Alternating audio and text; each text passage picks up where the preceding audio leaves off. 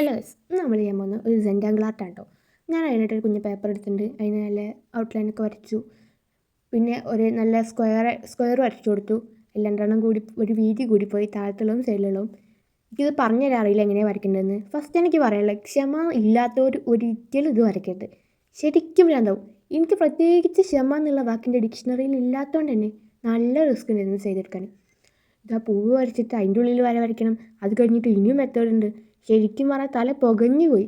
ഞാൻ കുറേ കൈ നിർത്തിയിട്ടൊക്കെയാണ് ചെയ്തതുള്ളത്. ഇത് മാക്സിമം ഞാൻ ചെയ്യാൻ നോക്കിയിട്ടുണ്ട്. ലാസ്റ്റ് ഞാനിത് കട്ട് ചെയ്യുക വരെ ചെയ്തു. അമ്മ അതിന് റിസ്ക് ആയിരുന്നെനിക്ക്. പിന്നെ ക്ഷമ ഇല്ലാത്തതുകൊണ്ടാണ് ഇങ്ങനെ. നിങ്ങൾ ക്ഷമയുള്ള കൂട്ടരാണെന്നുണ്ടെങ്കിൽ നിങ്ങൾക്ക് ഇത് ട്രൈ ചെയ്ത് നോക്കാം കേട്ടോ.